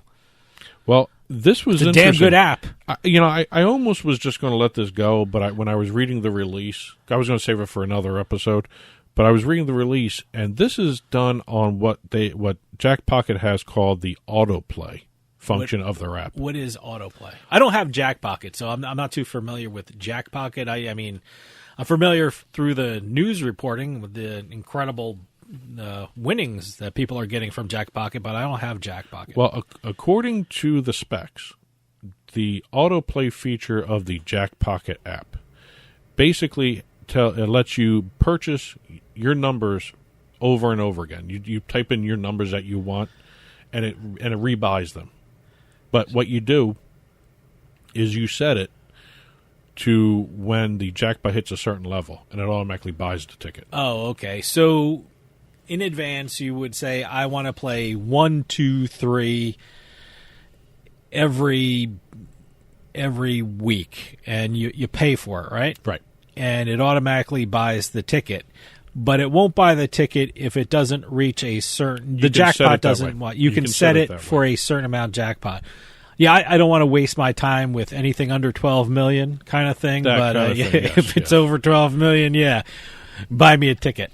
Well, it worked out for him because Derek of Essex County had ordered his winning ticket without even realizing he did it. He, according to the press release, I was at home just sitting on the couch when he received an email from the app that his ticket was a winner. Wow. He actually forgot he had set the autoplay function. I got to tell you, I like winning like that better than, sitting there watching the numbers come out. Oh, yeah. That's really great. Honestly, sometimes I just can't remember when they're doing the drawings. I remember watching the lottery drawing on TV was actually kind of an event. People used to sit around the TV and watch it. It was right after the local news. Yeah, it was like, 7:30, 8 o'clock? I can't remember. Yeah. But, it was kind of, I don't know if it's lost its spark to it, but with all these different features, with the app like this, you don't actually even need to watch anything anymore. Well, let me tell you something. Online casinos are like that, too, because in slots, you can auto spin, set it for auto spin, and walk away. You know? That's sort of what he did here. You can set it for the amount of money you want to play in a slot machine, hit auto, and walk away. And they'll play all the thing, and they'll keep playing if you win. And if he gets down to a certain level, it stops. Yeah, you can set the number of spins, all that. Same thing with the autoplay here for, and also you don't have to type in your numbers. You can actually do a quick pick. Okay. I don't know if it does a quick pick each and every time, but it does. You can do your numbers as a quick pick and maybe just rebuy those same numbers. See, that's pretty cool. Okay. So that's a nice feature. And I got to check out Jackpocket, though. According to the release, since the app's 2019 launch, New Jerseyans have won over $25 million in lottery prizes through the app. Wow. So Jackpocket is making waves. I think they also just became the first third-party lottery app to get an online casino market access. Yeah, I think they're going through Caesars. Yeah, so looks like Jackpocket's going to have an online casino attached to it. And, that's still a great name even for an online casino. Because it's a jackpot in your pocket. There you go. That's it for this week's Beatin The House. Keep those press releases coming in. Info at TurnpikeSportsRadio.com, and we will put up some more jackpots next week. Our NFL picks are next, so stick around. We'll be right back with more Turnpike Sports.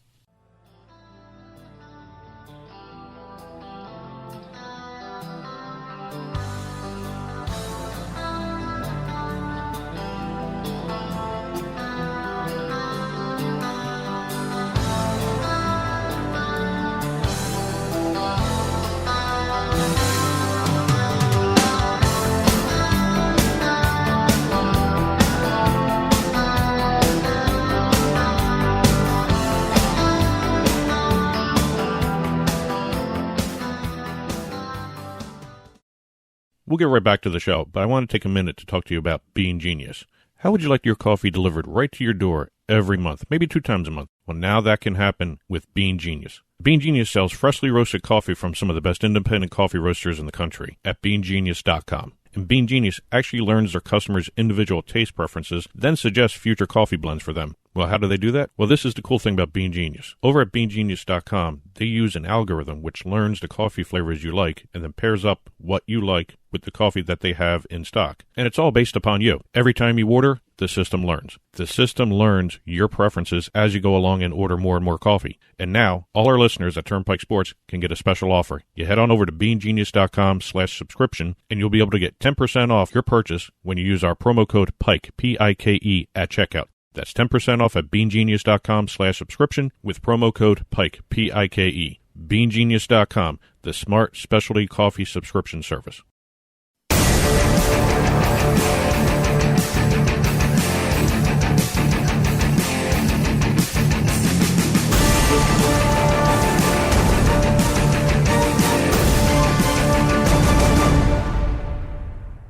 This week's Turnpike Sports Pro Pick segment is brought to you by BetMGM Online Sportsbook. Get ready to turn big plays into paydays. New customers, start with a risk-free bet up to $1,000. Simply sign up with promo code Turnpike, make a deposit, and place your first wager. If the bet loses, you'll receive the amount of your wager back in free bets. That's a risk-free bet up to $1,000 with your first deposit at BetMGM Online Sportsbook when using our code Turnpike when you register. Bet with confidence and go all in on all the action with the king of sportsbooks, BetMGM. Must be at least 21 years or old to place a bet. Terms and conditions apply. New customers only. Problem gambler. Call 1-800-GAMBLER. And welcome to Week 17, what used to be the very final week of the NFL regular season. Yeah.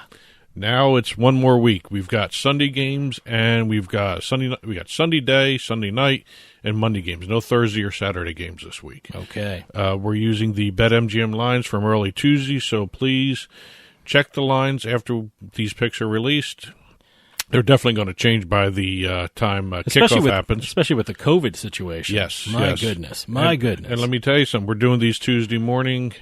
I already had a change, and I had wanted to get it, but in all fairness, I have to go with the current lines as we're recording them. Well, I'm locking them in. So yeah, I'm locking mine in. I've locked them in That could be bad. That could be good, but I'm locking them in. It's a good lesson for everyone out there. You see a line you like, lock it in at that point.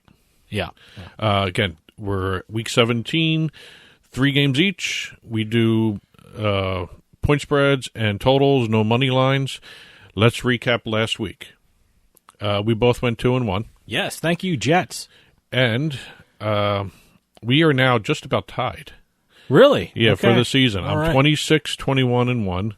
You're 24-21-3. It's your pushes that are causing the little discrepancy here. I always say the pushes in this game that we're playing is like a tie in the NFL. It really screws up the standings. We actually should award points for the pushes, like they do in hockey. Yeah, something like that. But again, we're in week 17. Actually, some really good games that this past week that really happened. Great games. Yeah. I still am in shock at what Miami did to New Orleans. I love Miami's defense, but the fact that they shut it down like that. I mean, backup quarterback aside. Yeah, he wasn't even a backup quarterback. He was like a third stringer, or I don't even know what he was. And there were even rumors before the game was played that the Saints had reached out to Drew Brees again.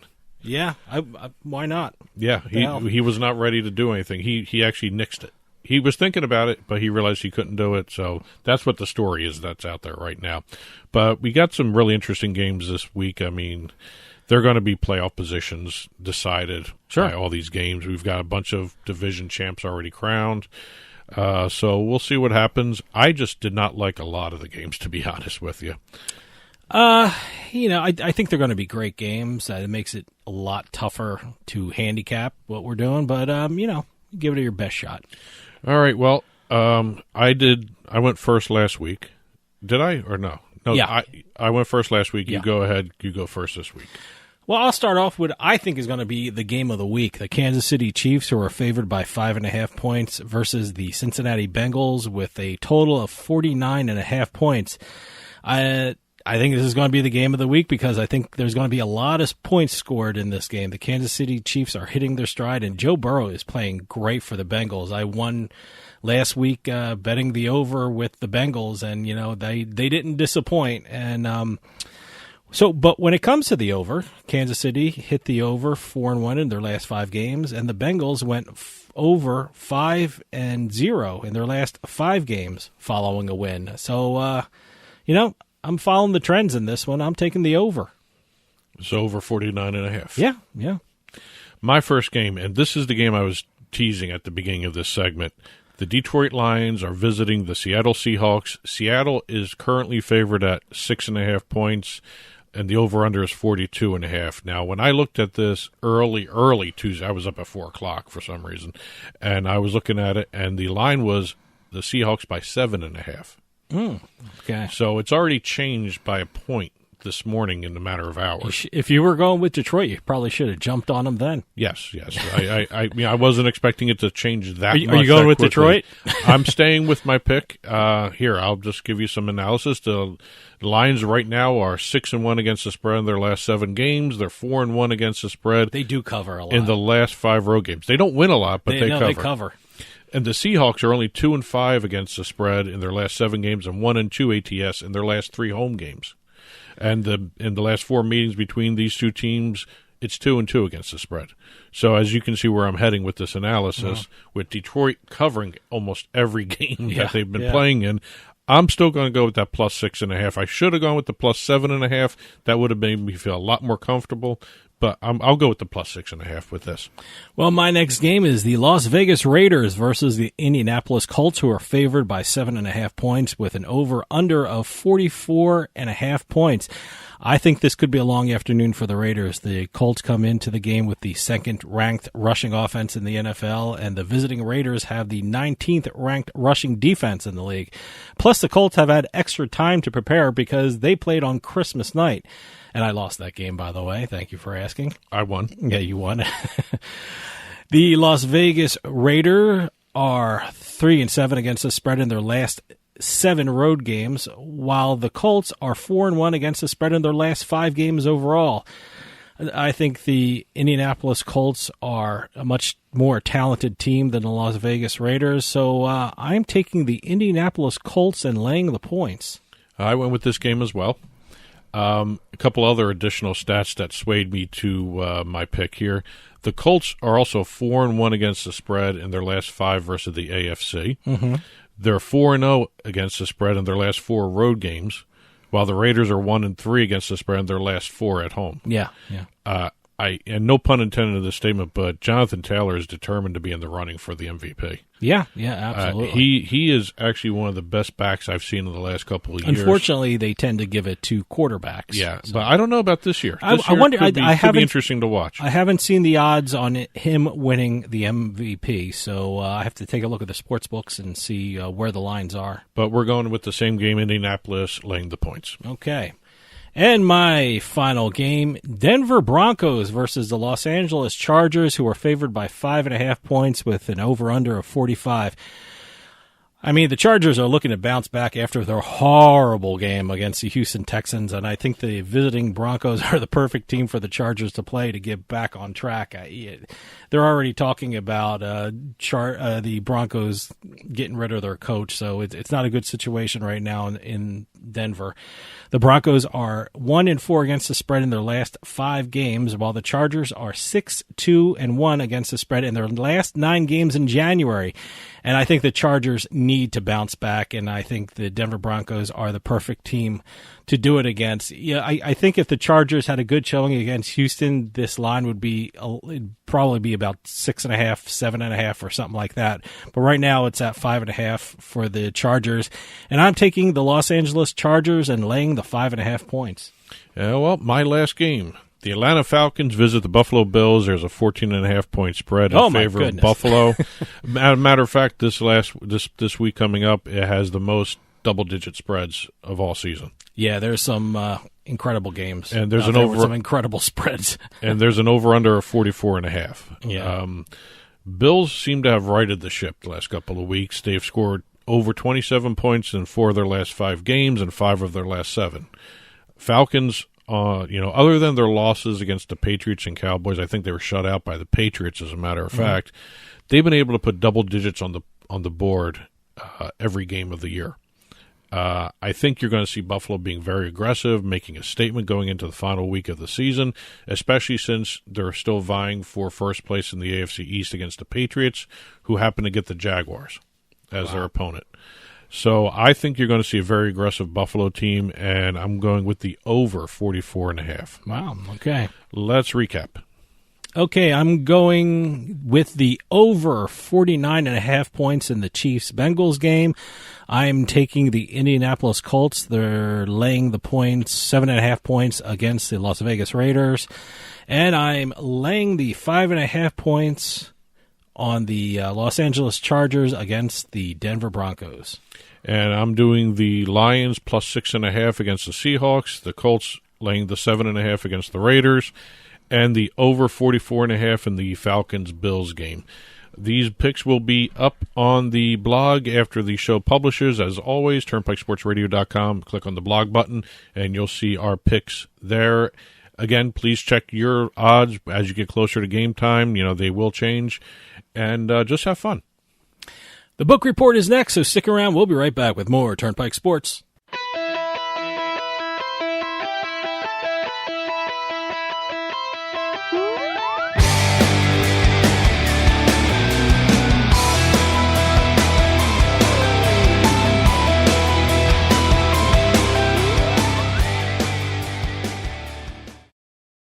Attention! Here is something big banks don't want you to know about your IRA or 401k. You can store your retirement savings where you can actually see, touch, and hold it in your hands. With a Paradigm Gold or Silver IRA, you can transfer a portion of your savings to physical gold and silver coin and store them where you can see them. The stock market is close to its all-time high, and your retirement might be at risk again. But you can trust Paradigm Gold Group to help.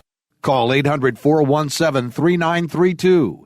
800-417-3932. Paradigm Gold Group is a gold IRA leader, rated A+ by the Better Business Bureau, where gold and silver has been in the family business for over 40 years. Call for your free guide to Paradigm's Gold IRA. Protect your retirement savings today with Paradigm.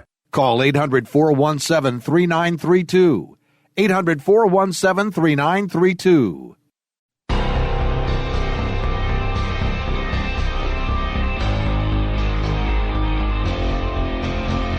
The Turnpike Sports Book Report. The Turnpike Sports Book Report is brought to you by BorgataSports.com. Your favorite casino is now your favorite sportsbook. Available anywhere in New Jersey, BorgataSports.com. Sign up at BorgataSports.com using our promo code PIKE, that's P-I-K-E. Make your first wager of $20 or more, and you'll get $100 in free bets. That's $100 in free bets when your first wager on Borgata Sports is $20 or more. Get into the action with BorgataSports.com. Must be 21 years or older and in New Jersey to place a bet. Terms and conditions apply. Gambling problem? Call 1-800-GAMBLER. And welcome to this week's book report. Actually, the last book report of the year. Oh, is it? Yeah, I guess it would be. This is the last book report of the year. Yeah. And, as always, we will be talking about the state and national sports betting reports that come out every month. We've got legislative updates that we discuss. We talk about launches and deals that happen across the country, across the United States, North America, international. But I guess we got to start now with the newest state to launch sports betting, which is Ohio. I guess that is the big story of the week, right? The big sports betting story of the week is Ohio. As a matter of fact, it took them a while. A lot of people were kind of questioning whether or not they were going to be able to launch sports betting this year. They have not yet, but they have passed the bill, and Governor DeWine signed it. It's in state law now. It's on the books now. And it was actually a lot of people were looking at it as they can't come to an agreement on this.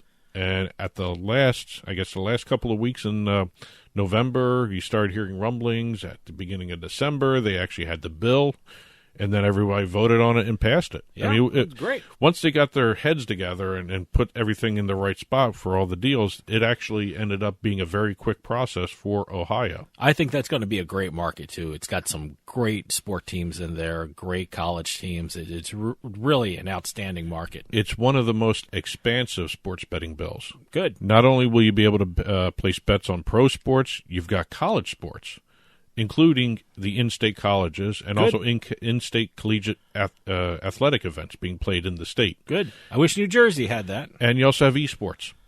Great. eSports is all part of the bill. Awesome. And I actually took a look at this. Ohio is the 7th biggest U.S. state by population, and it is the 4th biggest to legalize betting behind New York, Pennsylvania, and Illinois. It's a huge market. It's going to be great for sports betting, and sports betting is going to be great for Ohio. So good for them. The Ohio sports betting law will allow casinos, sports teams, stadiums, bars, restaurants, all to apply for sports betting licenses. Great. They're going to be able to have cell phone, mobile, as well as online wagering in addition to the retail books. And there's a total of more than 50 skins available. Okay, great. So we're looking at one of the biggest markets to launch 2022. You're probably going to see this market become one of the bigger ones much, much faster than some of the other states out there. Oh, it'll be top 5 in no time. And according to the bill, no one's going to be getting a head start, they said. So I don't know exactly if they're going to hold true to that. So sports betting will start on one day. Yeah. Everyone starts the same day. Supposedly. That's what they're talking about. I know Louisiana has said that too, and a couple other states do it that way as well. But we'll see exactly what happens. But at the latest, the entire industry will launch by January 1st of 2023. It's going to go earlier.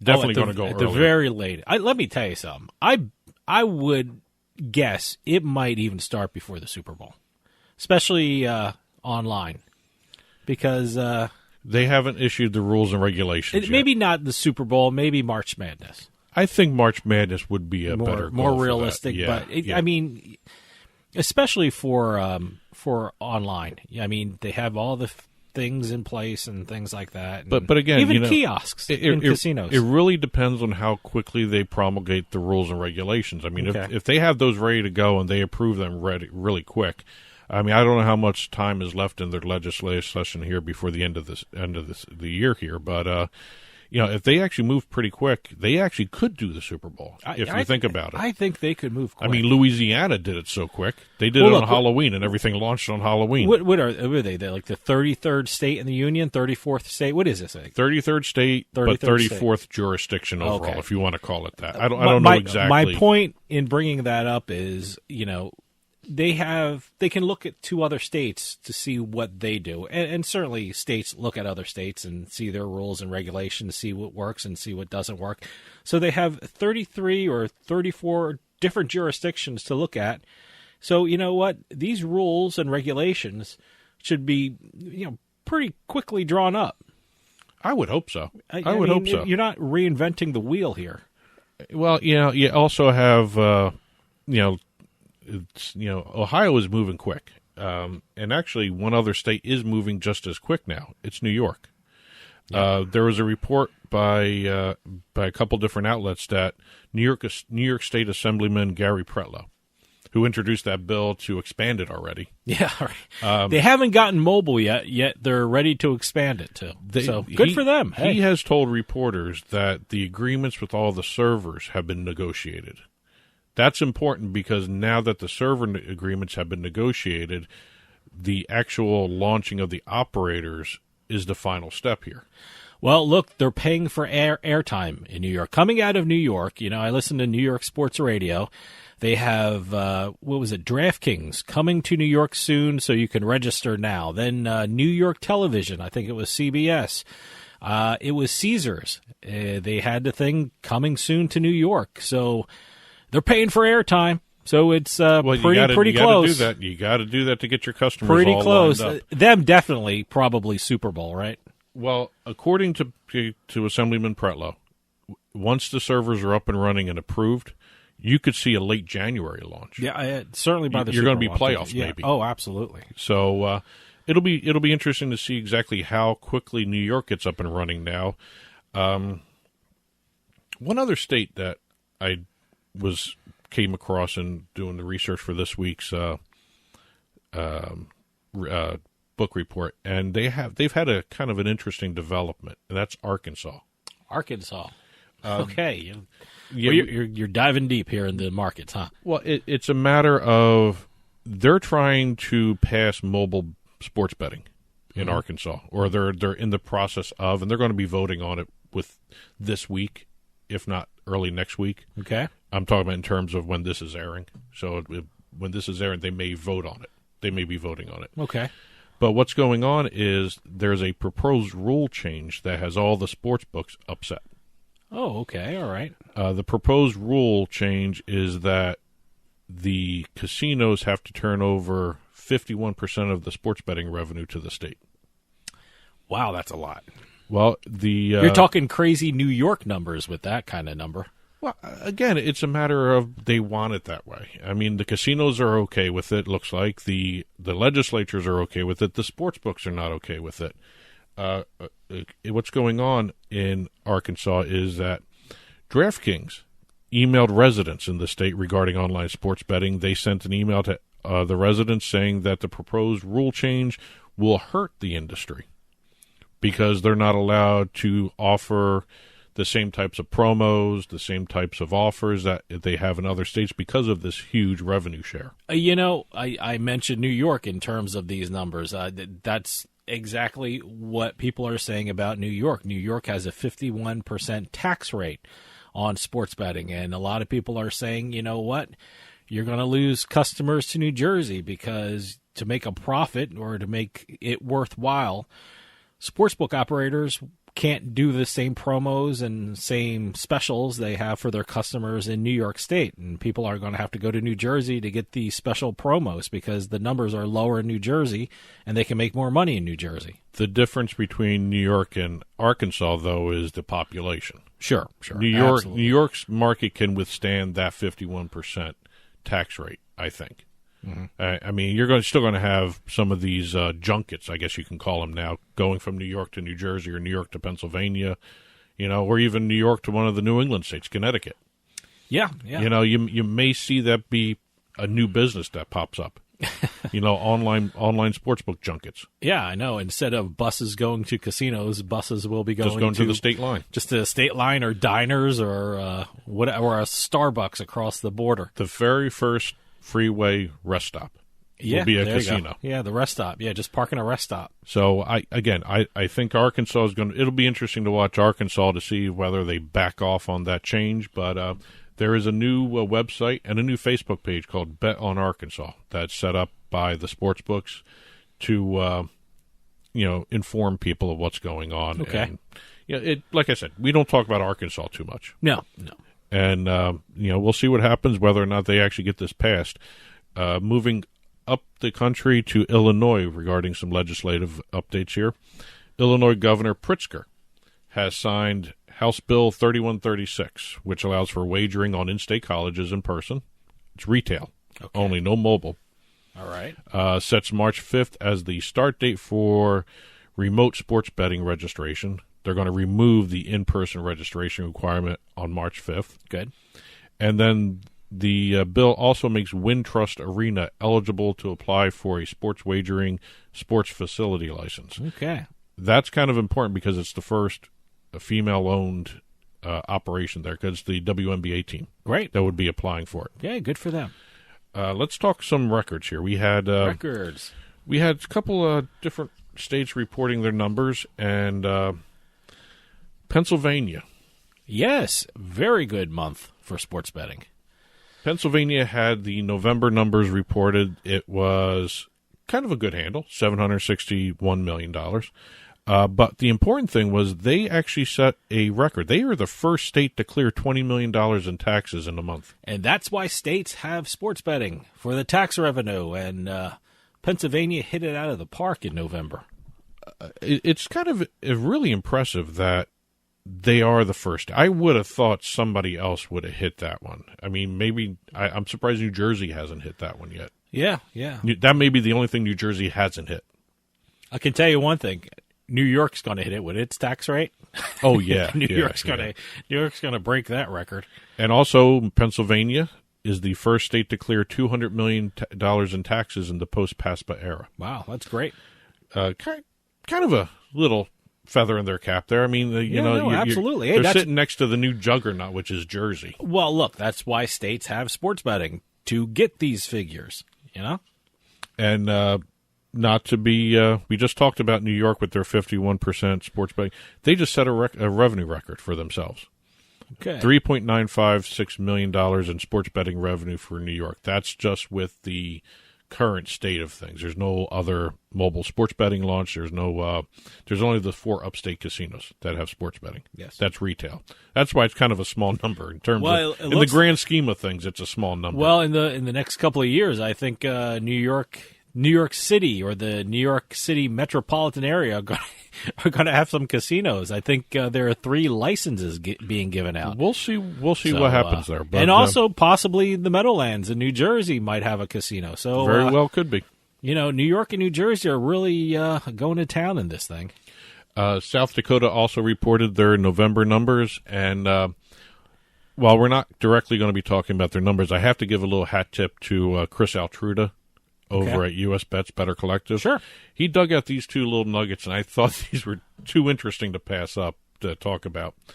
Since the launch of the South Dakota sports betting, NHL payouts total $21,000 on $13,000 wagered. Somebody knows hockey there. Okay. And no one has won a PGA bet since the launch. Okay. That's kind of an interesting little note there. South Dakota's not big on golf.